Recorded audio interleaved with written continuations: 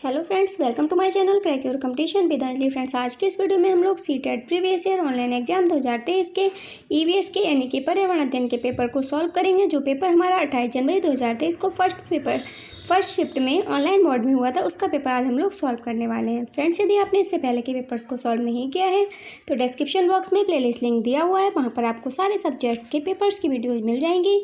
साथ ही यदि आपने 2021-22 वाले ऑनलाइन पेपर्स नहीं देखे हैं तो उनका भी डिस्क्रिप्शन बॉक्स में प्लेलिस्ट लिंक दिया हुआ है, वो पेपर्स भी आप लोग वहाँ से देख सकते हैं। फ्रेंड्स, वीडियो को शुरू करने से पहले एक छोटी सी रिक्वेस्ट है, यदि आप चैनल पर नए हो तो चैनल को सब्सक्राइब करके बेल आइकन को प्रेस कर लीजिएगा, ताकि मैं जब भी कोई भी वीडियो अपलोड करूँ तो उसका नोटिफिकेशन आपको तुरंत मिल सके। वीडियो पसंद आए तो वीडियो को लाइक एंड शेयर कीजिएगा। साथ ही यदि आपने मेरे सेकंड चैनल को अभी सब्सक्राइब नहीं किया है तो उसका लिंक मैंने डिस्क्रिप्शन बॉक्स में प्रोवाइड कर दिया है, उस चैनल को भी सब्सक्राइब कर लीजिएगा। उस चैनल पर मैं काफ़ी अच्छी स्टोरीज की वीडियोस अपलोड करती हूँ, तो उस चैनल पर भी अपना प्यार और सपोर्ट ज़रूर बनाइएगा। तो चलिए फ्रेंड्स, वीडियो को शुरू करते हैं। फर्स्ट क्वेश्चन है, बावड़ियों क्षीरीदार कुओं के विषय में निम्नलिखित कथनों पर विचार कीजिए। कथन ए है, ये वर्षा के पानी के भंडारण और संरक्षण की पारस्परिक प्रणालियां हैं। तो ए वाला जो कथन है वो हमारा सही है। बी है, इनका प्रयोग सामुदायिक संसाधनों के रूप में किया जाता था। बी वाला भी सही है। सी है, बावड़ियों में सीढ़ियां जमीन के नीचे कई मंजिल तक जाती हैं, परंतु लोगों को घिरनियों द्वारा कुएं से पानी खींचने की अनुमति नहीं थी। सी वाला गलत है। राइट आंसर ऑप्शन नंबर 2 हो जाएगा, ए और बी। नेक्स्ट है क्वेश्चन नंबर 2, बिना बीजों के उगने वाले पौधे हैं। बिना बीजों के उगने वाले पौधे हैं। नंबर 1 सेब, 2 पाइनस, 3 फर्न, 4 प्रून्स। तो इसका राइट आंसर हो जाएगा ऑप्शन नंबर 3 फर्न। फर्न के जो पौधे हैं वो बिना बीजों के उगते हैं। नेक्स्ट है हमारा क्वेश्चन नंबर 3, भारत में हमारी करीब 22 संवैधानिक रूप से मान्यता प्राप्त भाषाएं हैं। भारत के अनेक राज्यों में अपनी आधिकारिक भाषाएं हैं। संथाली एवं कुडुख भाषा बोली जाती है डैश में। तो यहाँ पर पूछा गया है, संथाली एवं कुडुख भाषा कौन से राज्य में बोली जाती है। नंबर 1 झारखंड, 2 असम, 3 मणिपुर, 4 उड़ीसा। तो कुडुख और संथाली भाषा जो है फ्रेंड्स, ये बोली जाती है झारखंड में। ऑप्शन नंबर 1 इसका सही आंसर है। नेक्स्ट है क्वेश्चन नंबर 4, झूम खेती है। नंबर 1 जैविक खेती, 2 काटो और जलाओ खेती, 3 रासायनिक कीटनाशियों का सीमित उपयोग, 4 फसल चक्र। तो इसका राइट आंसर हो जाएगा ऑप्शन नंबर 2 काटो और जलाओ खेती। नेक्स्ट है क्वेश्चन नंबर 5, निम्नलिखित पहेली हल कीजिए। चोंच है मेरी बड़ी निराली, सुई हो जैसे सिलने वाली, पत्ते सिलकर घर बनाऊं, कौन सी चिड़िया मैं कहलाऊं। तो यहाँ पर किस चिड़िया की यहाँ पर विशेषताएं बताई गई हैं फ्रेंड्स। नंबर 1 कलचिड़ी, 2 शक्करखोरा, 3 दर्जन चिड़िया, 4 बीबर पक्षी या बया। तो यहाँ पर राइट आंसर हो जाएगा ऑप्शन नंबर 3 दर्जन चिड़िया। दर्जन चिड़िया जो है वो, उसकी जो चोंच होती है वो सुई जैसी होती है और वो जो है पत्ते सिल करके अपने घर बनाती है। नेक्स्ट क्वेश्चन है क्वेश्चन नंबर 6, जंतु परागण किसके द्वारा पौधों के परागण की विधि है। नंबर 1 पक्षी, 2 चमगादड़, 3 गिलहरी, 4 मधुमक्खियाँ। राइट आंसर हो जाएगा ऑप्शन नंबर 2 चमगादड़। नेक्स्ट क्वेश्चन है क्वेश्चन नंबर 7, हमारे देश की विरासत एवं संस्कृति समृद्ध है तथा कला इस संस्कृति का हिस्सा है। पश्चिम बंगाल का प्रसिद्ध पारंपरिक कला का रूप डैश है। नंबर 1 जामदानी, 2 चिकनकारी, 3 पटोला, 4 पाचमपल्ली। तो राइट आंसर हो जाएगा ऑप्शन नंबर 1 जामदानी। नेक्स्ट है क्वेश्चन नंबर 8, हाथियों के बारे में निम्नलिखित कथनों पर विचार कीजिए। कथन ए है, सामान्यतः 3 माह आयु के हाथी के बच्चे का भार 1 क्विंटल से कम होता है। ए वाला गलत है। बी, हाथी अत्यधिक आराम नहीं करते हैं, वे एक दिन में केवल 2 से 4 घंटे सोते हैं। बी वाला सही है। सी, हाथियों के झुंड में मुख्यतः हथनियाँ और बच्चे ही रहते हैं और सबसे बुजुर्ग हथनी ही पूरे झुंड की नेता होती है। सी वाला कथन सही है। डी है, किसी झुंड में 20 से 25 हथनियाँ और बच्चे होते हैं। नर हाथी 8 से 10 वर्ष की आयु होने तक ही झुंड में रहते हैं। डी वाला गलत है। राइट आंसर होगा बी और सी। तो हमारा आंसर हो जाएगा ऑप्शन नंबर 4। नेक्स्ट है क्वेश्चन नंबर 9, 3 परंपरागत जल संरक्षण की पद्धतियाँ नीचे दी गई हैं। सही विकल्प का चयन कीजिए जहां आप उन्हें देख सकते हैं। जोहार, फावड़ी, झील, तो इनको जो है हम लोग कहाँ पर देख सकते हैं। नंबर 1 है नालंदा, उदयपुर, प्रयागराज, जोधपुर। 2 उदयपुर, जयपुर, नालंदा, बीकानेर। 3 प्रयागराज, नैनीताल, उदयपुर, जैसलमेर। 4 जोधपुर, जैसलमेर, बीकानेर, उदयपुर। तो इसका राइट आंसर हो जाएगा ऑप्शन नंबर 4 जोधपुर, जैसलमेर, बीकानेर और उदयपुर में। नेक्स्ट क्वेश्चन है क्वेश्चन नंबर 10। नीरज चोपड़ा एक चैंपियन ओलंपियन हैं। वे कौन सा खेल खेलते हैं। नंबर 1 जैवलिन थ्रो, भाला फेंक। 2 शॉट पुट थ्रो। 3 आर्चरी, तीरंदाजी। 4 ट्रिपल जंप। तो नीरज चोपड़ा खेलते हैं भाला फेंक यानी कि javelin throw. Javelin throw option number 1 इसका सही आंसर है। नेक्स्ट है क्वेश्चन नंबर 11। घटपर्णी नेपेथिन्स चूहों, मेढकों और कीड़े मकोड़ों को फंसाकर उन्हें खा जाता है। हमारे देश में यह पौधा कहाँ पाया जाता है। नंबर 1 मेघालय। 2 नागालैंड। 3 मिजोरम। 4 अरुणाचल प्रदेश। तो घटपर्णी पौधा जो है वो हमारे देश में मेघालय राज्य में पाया जाता है। ऑप्शन नंबर 1 इसका सही आंसर है। ये फ्रेंड्स जो पौधा है ये कीड़े मकोड़ों को, चूहों को, मेढकों को फंसाकर खा जाता है। नेक्स्ट क्वेश्चन है क्वेश्चन नंबर 12। रवि की रोग विषयक पैथोलॉजी रिपोर्ट के अनुसार उसके हीमोग्लोबिन का स्तर 12 ग्राम डेसीलीटर है। इसका अर्थ है कि रवि नंबर ए रक्तहीनता से ग्रस्त है। तो ए वाला गलत है। बी रक्तहीनता से ग्रस्त नहीं है, सही। सी का सामान्य हीमोग्लोबिन स्तर है, सही। डी की लाल रक्त कणिकाओं की गणना सामान्य है, डी गलत है। तो राइट आंसर हो जाएगा ऑप्शन नंबर 1 बी और सी। नेक्स्ट क्वेश्चन है क्वेश्चन नंबर 13। निम्नलिखित में से कौन सा जोड़ा सही है। Number 1 Sania Mirza table tennis, Saina Nehwal badminton, PT Usha weight lifting. 4 K Malleswari athletics. तो इनमें से कौन सा जोड़ा फ्रेंड्स सही है। तो यहाँ पर सही है Saina Nehwal badminton. Option number 2 इसका सही आंसर है। नेक्स्ट क्वेश्चन है क्वेश्चन नंबर 14। पृथ्वी गोल है और वह सूर्य की परिक्रमा करती है, अतः जब भारत में मध्याह्न दोपहर होता है तब नीचे दिए गए किस देश में मध्य रात्रि होती है। Number 1 Algeria. 2 Alaska USA. 3 Argentina. 4 Canada. तो फ्रेंड्स इसका राइट आंसर हो जाएगा ऑप्शन नंबर 3 अर्जेंटीना। जब भारत में मध्याह्न यानी कि दोपहर होता है तब मध्यरात्रि अर्जेंटीना में होती है। ऑप्शन नंबर 3 इसका सही आंसर है। नेक्स्ट है क्वेश्चन नंबर 15। प्राचीन इमारतों में दीवार का एक हिस्सा गोलाकार में बाहर निकलता है और वे दीवारों से भी ऊंचे होते हैं, उन्हें कहते हैं। नंबर 1 झरोखा। 2 ड्रोमर। 3 चबूतरा। 4 बुर्ज। तो उन्हें कहते हैं बुर्ज। ऑप्शन नंबर 4 इसका सही आंसर है। नेक्स्ट है क्वेश्चन नंबर 1 यानी कि यहाँ से हमारे पेडागोजी के क्वेश्चन शुरू हो गए हैं। तो चलिए इनको भी पढ़ते हैं। नंबर 1 है ईवीएस पाठचर्या एक विषय वस्तु आधारित उपागम का अनुगमन करती है क्योंकि नंबर 1 विषय वस्तु आधारित उपागम से विषयों की एकीकृत एवं समग्र समझ का विकास होता है। 2 विषय वस्तु आधारित उपागम से ईवीएस के विषयों की विशिष्ट समझ का विकास होता है। 3 विषय केंद्रित उपागम में मोटी पाठ्यपुस्तकें होंगी। 4 विषय वस्तु आधारित उपागम से एक शिक्षक सभी ईवीएस के विषयों को सरलता से पढ़ा लेता है। तो राइट आंसर हो जाएगा ऑप्शन नंबर 1 विषय वस्तु आधारित उपागम से विषयों की एकीकृत एवं समग्र समझ का विकास होता है। नेक्स्ट है क्वेश्चन नंबर 2।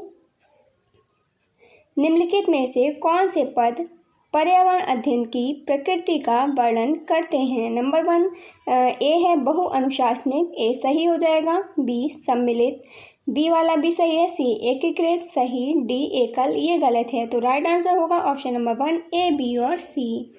नेक्स्ट क्वेश्चन है क्वेश्चन नंबर 3। पोर्टफोलियो है नंबर 1 एक विशेष अवधि में बच्चे द्वारा किए गए सर्वोत्तम कार्यों का संग्रह। 2 एक विशेष अवधि में सभी बच्चों द्वारा किए गए सर्वोत्तम कार्यों का संग्रह। 3 एक विशेष अवधि में बच्चों द्वारा किए गए समस्त कार्यों का संग्रह। 4 है एक विशेष अवधि में सभी बच्चों द्वारा किए गए समस्त कार्यों का संग्रह। तो फ्रेंड्स यहाँ पर जो है 2 क्वेश्चन हमारे सही होंगे, पहला भी सही है और तीसरा भी सही है। एक विशेष अवधि में बच्चे द्वारा किए गए सर्वोत्तम कार्यों का संग्रह और एक विशेष अवधि में बच्चे द्वारा किए गए समस्त कार्यों का संग्रह। ठीक है, दोनों ही आंसर यहाँ पर सही हैं, पहला और तीसरा। नेक्स्ट क्वेश्चन है क्वेश्चन नंबर 4। ईवीएस का पाठ्यक्रम संसार के बारे में बच्चे की समझ को धीरे धीरे बढ़ाता है। डैश से आरंभ करते हुए। नंबर 1 परिवार, 2 स्वयं अपने आप, 3 पास पड़ोस, 4 देश। तो राइट आंसर हो जाएगा ऑप्शन नंबर 2 स्वयं अपने आप धीरे धीरे बढ़ाता है, स्वयं अपने आप से आरंभ करते हुए। नेक्स्ट है क्वेश्चन नंबर 5। ईवीएस पाठचर्या के अनुसार बच्चों से यह अपेक्षा की जाती है कि वे दैनिक जीवन से संबंधित विभिन्न विषयों पर अपने निकटतम परिवेश के बारे में अपने अनुभवों द्वारा जानकारी प्राप्त करें। ए वाला सही है। बी वे निकटतम परिवेश के लिए प्राकृतिक नैसर्गिक जिज्ञासा एवं सृजनात्मकता को पोषित करें। बी वाला भी सही है। सी वे निकटतम पर्यावरण में प्राकृतिक भौतिक और मानव संसाधनों के प्रति संवेदनशीलता का विकास करें। सी वाला भी सही है। डी वे पर्यावरण संरक्षण के लिए रैलियों और प्रदर्शनों का आयोजन करें। तो डी हमारा गलत हो जाएगा, आंसर हो जाएगा ऑप्शन नंबर 3 ए, बी और सी। नेक्स्ट क्वेश्चन है क्वेश्चन नंबर 6।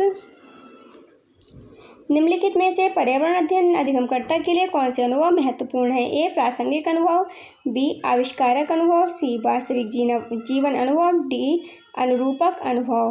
तो यहाँ पर फ्रेंड्स ए वाला सही होगा और हमारा सी वाला सही होगा। बी वाला जो है आविष्कारक अनुभव, ये नहीं होगा सही, और डी है हमारा अनुरूपक अनुभव, ये भी गलत होगा। तो ए और सी हमारा सही आंसर होगा, लेकिन यहाँ पर चारों के चारों जो ऑप्शन है वो गलत दिए हुए हैं। तो इसका जो आंसर है वो आंसर की में नहीं है, इसमें सबको कॉमन नंबर दिया गया था। तो अगर ऐसे किसी भी क्वेश्चन आपके एग्जाम में आ जाता है तो आपको कॉमन नंबर दिया जाएगा। नेक्स्ट है क्वेश्चन नंबर 7।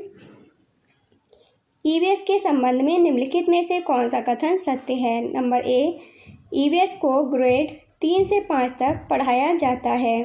ए वाला सही है। बी ग्रेड 1 और 2 में ईवीएस के कौशल गणित और भाषा के पाठ्यक्रम में निहित हैं, अंतर्निहित हैं। बी वाला भी सही है। सी ईवीएस का एनसीईआरटी पाठचर्या विषयों को उनके संभावित कनेक्शन के साथ विषयों और उपविषयों में वर्गीकृत करता है। सी वाला भी सही है। डी ईवीएस पाठचर्या विद्यार्थियों को पर्यावरण की समग्र रूप से सराहना करने और विषयों को विज्ञान और समाज विज्ञान में विभाजित करने में सक्षम बनाता है। तो डी वाला हमारा गलत हो जाएगा, आंसर हो जाएगा ए, बी और सी। तो राइट आंसर ऑप्शन नंबर 3 होगा। नेक्स्ट क्वेश्चन है क्वेश्चन नंबर 8। पर्यावरण के मुद्दों को समझने के लिए ईवीएस पढ़ाने वाले शिक्षकों को विद्यार्थियों में कौन सा परिप्रेक्ष्य विकसित करने की आवश्यकता है? नंबर 1 बहुविषयक परिप्रेक्ष्य, 2 अनुशासनात्मक परिप्रेक्ष्य, 3 वैश्विक परिप्रेक्ष्य, 4 पर्यावरण का संरक्षण और सुरक्षा। तो राइट आंसर हो जाएगा ऑप्शन नंबर 1 बहुविषयक परिप्रेक्ष्य की। नेक्स्ट क्वेश्चन है क्वेश्चन नंबर 9। निम्नलिखित में से कौन सी पर्यावरण अध्ययन में अवलोकन गतिविधियों की उपयुक्त व्याख्या है? ए बच्चों को समानताएं देखने में सक्षम बनाना जिससे बच्चों के सीखने का विस्तार हो। ए वाला जो है वो गलत है। बी बच्चों को अंतर देखने में सक्षम बनाना जिससे बच्चों के सीखने का विस्तार हो। बी वाला भी गलत है। सी बच्चों को सूचनाएं प्राप्त करने में सक्षम बनाना जिससे बच्चों के सीखने का विस्तार हो। सी वाला सही है। डी बच्चों की स्वाभाविक जिज्ञासा का पोषण करना जिससे बच्चों के सीखने का विस्तार हो। डी वाला भी सही है। राइट आंसर हो जाएगा ऑप्शन नंबर 3 सी और डी। नेक्स्ट है 10 नंबर क्वेश्चन। निम्नलिखित में से कौन से कथन सतत एवं व्यापक मूल्यांकन की प्रकृति को स्पष्ट करते हैं? नंबर ए सतत एवं व्यापक मूल्यांकन बच्चों की संपूर्ण प्रगति के लिए उन्हें ग्रेड दिया जाना है। तो ए वाला गलत है। बी सतत एवं व्यापक मूल्यांकन बच्चों की संपूर्ण प्रगति के लिए उन्हें अंक दिया जाना है, ये भी गलत है। सी सतत एवं व्यापक मूल्यांकन समय समय पर बच्चों के सीखने के स्तरों में आने वाले परिवर्तनों की जानकारी देना है। सी वाला सही है। डी, सतत एवं व्यापक मूल्यांकन बच्चों को यह बताना है कि वे अपनी अधिगम प्रक्रिया को आगे कैसे बढ़ाएं। डी वाला भी सही है। तो राइट आंसर हो जाएगा ऑप्शन नंबर 3, सी और डी। नेक्स्ट क्वेश्चन है क्वेश्चन नंबर 11। अपने विद्यार्थियों में पर्यावरण संरक्षण के प्रति निम्नलिखित में से किसका विकास करना एक पर्यावरण अध्ययन शिक्षक के लिए सर्वाधिक महत्वपूर्ण है। नंबर 1 ज्ञान, 2 अभिवृत्ति, 3 कौशल, 4 समझ। तो राइट आंसर हो जाएगा इसका ऑप्शन नंबर 2 अभिवृत्ति। नेक्स्ट क्वेश्चन है क्वेश्चन नंबर 12। ताशी को पर्यावरण अध्ययन की पुस्तक में दिए गए शब्द ग्लूकोज, एसिड व एसिडिटी बच्चों को समझाने में कठिनाई हो रही है। ताशी को क्या करना चाहिए। नंबर 1 ग्लूकोज और एसिड के पैकेट लाकर बच्चों को दिखाएं। 2 विद्यार्थियों के से शब्दकोश में से इन शब्दों के हिंदी अर्थ पढ़ने को कहें। 3 बच्चों की स्थानीय भाषा तथा अनुभवों पर चर्चा कर समझाने का प्रयास करें। 4 कक्षा में स्थानीय डॉक्टर को विशेषज्ञ वार्ता के लिए आमंत्रित करें। तो राइट आंसर ऑप्शन नंबर 3 होगा। बच्चों की स्थानीय भाषा तथा अनुभवों पर चर्चा कर समझाने का प्रयास करें। नेक्स्ट है 13 नंबर क्वेश्चन। पर्यावरण अध्ययन अधिगम के निम्नलिखित स्वरूपों में से किन स्वरूपों के बारे में है। ए तथ्यात्मक, गलत। बी अनुभवात्मक, बी वाला सही हो जाएगा। सी प्रयोगात्मक, सी वाला भी सही होगा। तो राइट आंसर ऑप्शन नंबर 3 होगा, बी और सी। नेक्स्ट है 14 नंबर क्वेश्चन। पर्यावरण अध्ययन पाठ्यक्रम को निम्नलिखित में से किस पर जोर देना चाहिए। ए विषय वस्तु पर, गलत। बी प्रक्रिया पर, बी सही होगा। सी तथ्य पर, सी नहीं होगा। डी अनुप्रयोग पर, डी वाला सही होगा। तो बी और डी हमारा आंसर हो जाएगा। तो ऑप्शन नंबर 4 इसका सही आंसर होगा। नेक्स्ट है 15 नंबर क्वेश्चन। बसवा किसानों के जीवन पर एक कठपुतली कार्यक्रम का मंचन करती है। इससे विद्यार्थियों में निम्नलिखित में से कौन से प्रक्रिया कौशल का विकास होगा। नंबर 1 याद रखने का कौशल, 2 पहचानने का कौशल, 3 अवधारणात्मक कौशल, 4 अवलोकन कौशल। तो राइट आंसर हो जाएगा ऑप्शन नंबर 4 अवलोकन कौशल का। फ्रेंड्स आज की वीडियो में बस इतना ही। आपको वीडियो कैसी लगी प्लीज़ कमेंट बॉक्स में ज़रूर बताइएगा। वीडियो पसंद आई हो तो वीडियो को लाइक एंड शेयर कीजिएगा।